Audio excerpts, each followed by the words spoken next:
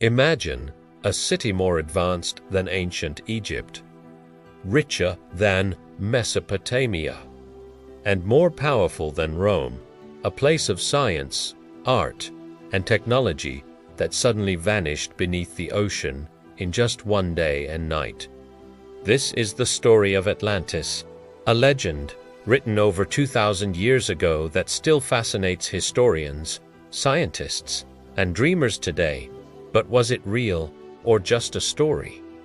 Tonight, we'll dive deep into the myth, the evidence, the archaeology, and the endless theories behind the lost city of Atlantis.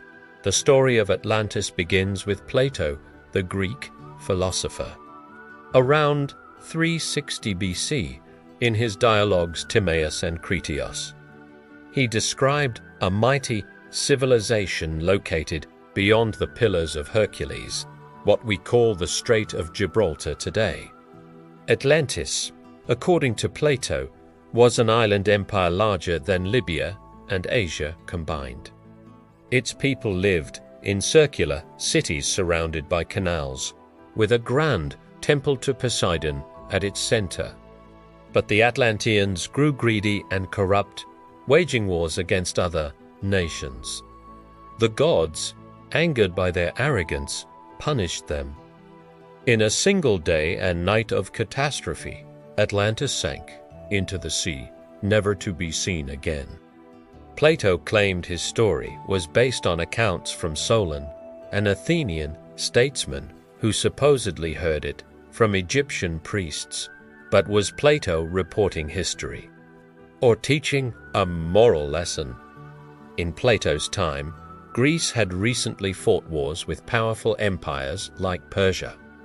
Some scholars believe Atlantis was simply a metaphor, a warning against hubris, corruption, and unchecked power. But others note that Plato gave astonishingly detailed descriptions, measurements of the city, the types of metals, even the crops grown by Atlanteans. Why would he invent so much detail if it was just an allegory? One of the strongest theories links Atlantis to the Minoan civilization on the island of Crete.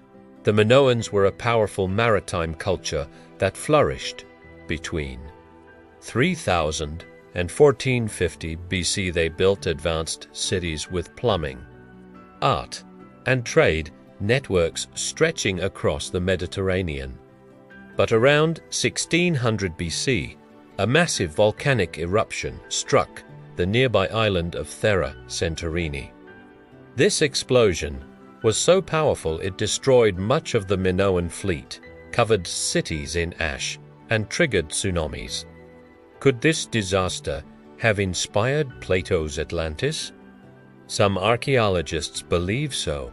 The sudden destruction, the advanced culture, the location in the Mediterranean, it all fits. Another fascinating theory places Atlantis not in the sea, but in the desert, the eye of the Sahara, also called the Richat Structure, in Mauritania. From above, this formation looks like giant concentric circles, just like Plato's description of Atlantis. It is nearly the same size Plato mentioned, over 23 kilometers across. Some researchers suggest that ancient floods or shifting seas might have once surrounded this region with water, while mainstream archaeology remains skeptical. The similarities are striking enough that the Eye of Africa continues to attract explorers and YouTubers alike. Plato did say Atlantis lay beyond the Pillars of Hercules. That points us toward the Atlantic Ocean. Some researchers suggest the Azores Islands, volcanic peaks rising from the ocean, are the last remains of Atlantis. In 2011, sonar scans revealed possible rectangular structures on the seafloor near the Canary Islands, sparking headlines about Atlantis found. Others point to the Caribbean, especially the Bahamas. Off the coast of Bimini, divers discovered mysterious stone formations, now called the Bimini Road.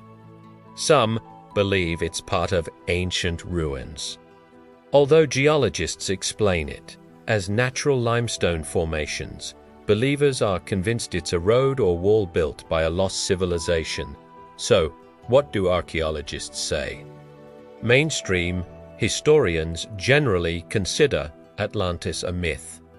No conclusive evidence has ever been found. No artifacts, no ruins, no inscriptions. However, discoveries of sunken cities around the world keep the dream alive. For example, Pavlopetri in Greece, a 5,000-year-old city underwater. Dwarka in India, linked to ancient legends, also submerged. Entire regions of Doggerland in northern Europe, now beneath the North Sea. If these places could sink, why not Atlantis? Atlantis is not just a lost city, it's an idea. It represents humanity's golden age, when people lived in harmony with nature, until pride and greed destroyed them. It's also a warning. Civilizations can fall no matter how powerful they seem. And it's a dream, the possibility that somewhere under the waves lies an ancient city waiting to be rediscovered. So, was Atlantis real? Maybe it was the Minoans. Maybe it was the Sahara. Maybe it was never real at all, just Plato's story to make us think about our own society. But one thing is certain, Atlantis continues to capture our imagination, reminding us that history still holds countless mysteries. What do you think? Was Atlantis a real place or just a legend? Let me know in the comments below, and don't forget to like, share, and subscribe for more explorations into the world's lost civilizations.